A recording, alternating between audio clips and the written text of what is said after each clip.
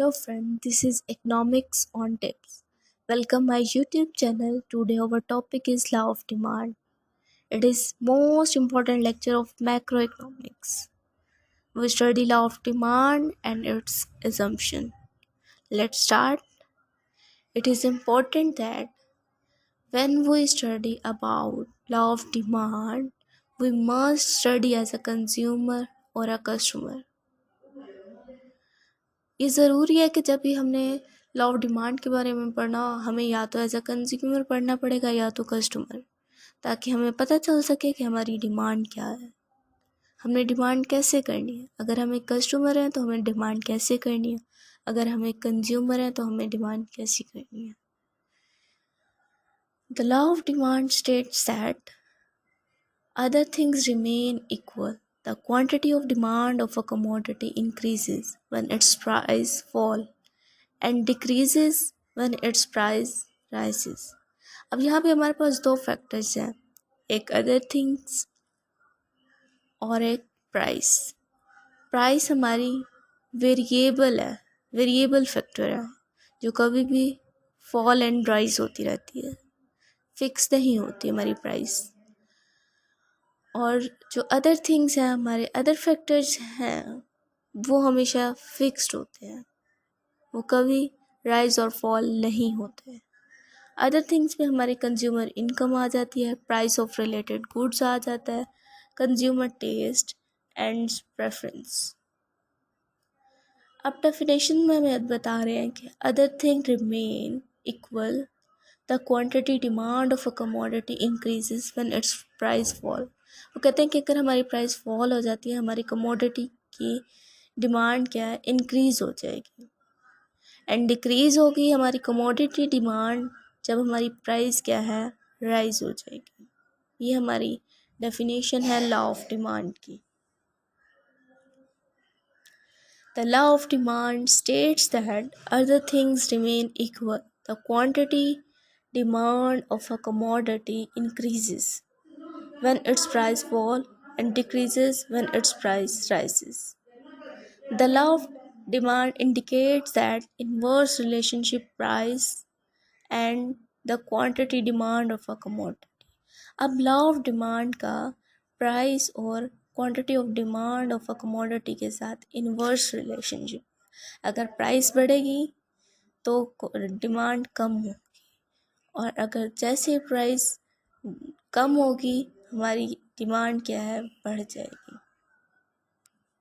अब यहाँ पे एक और बात, that with a rise in price the demand will fall and with a fall in price the demand will rise. अब यहाँ पे मतलब क्या है कि अगर प्राइस हमारी राइज होती है तो हमारी डिमांड क्या है, फॉल हो जाएगी, एंड अगर हमारी प्राइस क्या है, फॉल हो जाती है, हमारी डिमांड क्या है, राइज हो जाती है। Assumptions of law of demand. The law of demand assumes that other things remain unchanged. वो कहते हैं कि हम ये assume करते हैं कि other things हमारी क्या है, unchanged होती हैं, change नहीं होती, fixed होती है। As stated above, demand for a commodity depends not only on its price. जैसे कि पहले कहा गया है, डिमांड फॉर कमोडिटी, किसी भी कमोडिटी की डिमांड उसके प्राइस के पर डिपेंड नहीं रहती, but also on my many factor, और भी दूसरे फैक्टर्स पे डिपेंड करती है, जैसे कि टेस्ट एंड प्रेफरेंस। कभी कभी किसी कंज्यूमर या कस्टमर का टेस्ट चेंज हो जाता है, या उसकी प्रेफरेंस चेंज हो जाती है कि वो उसकी डिमांड कम हो जाती है, या तो इनकम ऑफ द कंज्यूमर, जो भी कंज्यूमर है उसकी इनकम कम हो जाती है जिसकी वजह से वो डिमांड कम कर देता है, या तो price of related goods, means के जैसे भी उस गुड के सब्स्टिट्यूट आ जाते हैं जिसकी प्राइस लो होती है, कम होती है, और लोग उसे पसंद करना स्टार्ट कर देते हैं, और जो जो प्रोडक्ट वो पहले यूज़ कर रहे होते हैं वो उसे छोड़ देते हैं, उसकी डिमांड क्या हो जाती है, कम हो जाती है। These other factors influencing the demand are assumed to be constant or unchanged. अब वो कहते हैं कि assumptions क्या है। First assumption is there should be no change in the income of the consumer. वो कहते हैं कि इनकम कंज्यूमर की इनकम में चेंज नहीं आना चाहिए, और अगर चेंज नहीं आएगा तो डिमांड में भी कमी नहीं होगी।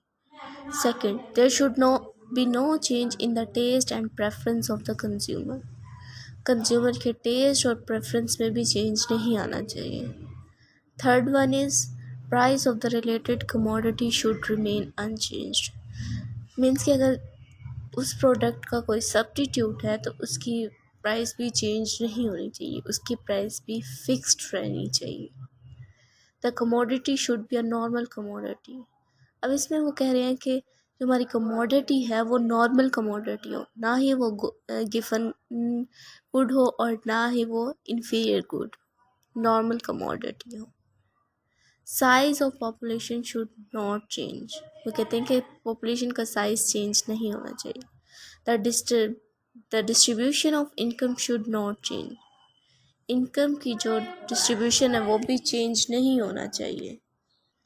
There is no expectation of change in price in future. और हमें ये एक्सपेक्टेशन ना हो कि फ्यूचर में इस कमोडिटी की प्राइस चेंज होगी जिससे हमारी डिमांड में कमी हो। ये थे हमारे एजम्पशन और ये था हमारा लॉ ऑफ डिमांड। उम्मीद है कि आपको समझ आई हो। फिर समझ आ जाए तो वीडियो को like, share and subscribe, channel को सब्सक्राइब ज़रूर कीजिए। Thank you.